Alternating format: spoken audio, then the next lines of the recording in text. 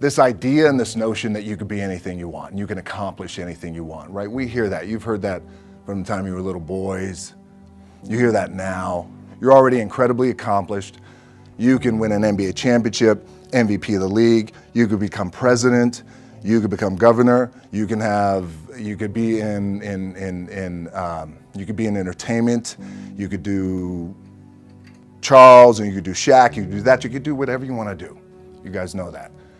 The thing that has worked for me is to remember the hard times. Before I lace up, before I get on the court, before I play in these big games, before I go to the Staples Center, where history is there. Those are historic walls there at the Staples Center.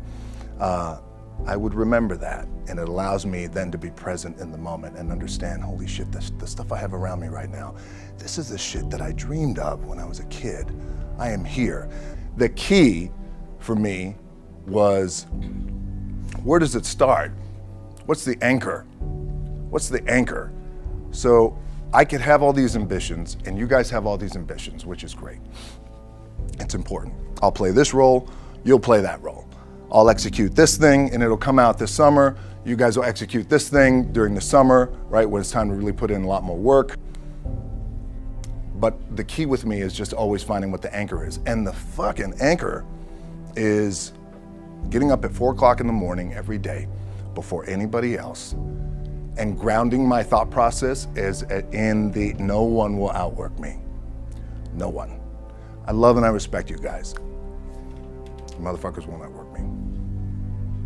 All starts with this. 2 hands, putting in the work. The anchor for me has always been the work in terms of the weight room training.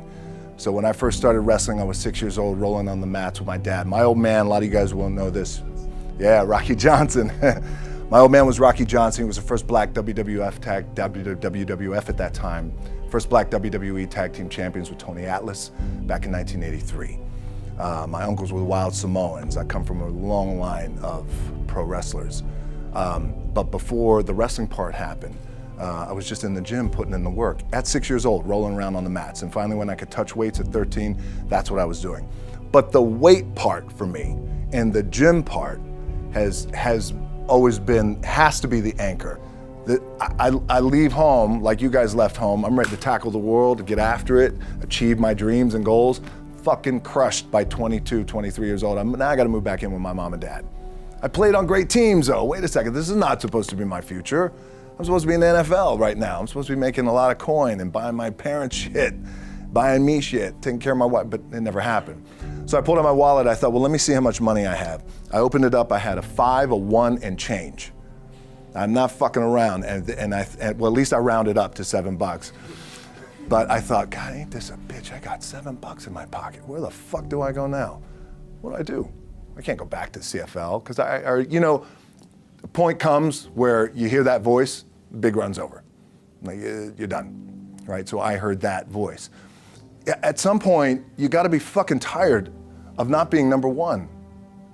You have to be, and you gotta fucking play angry, and I play angry. Now, I'm cool and calm with my approach, and when I step out on my field, which is a set, or, like, there's some, and you're always gonna have haters, and haters are like, well, God damn, man, how many movies are you gonna make, or how much shit are you gonna do? Like, you do a lot of shit. I say, yes, it's my ambition.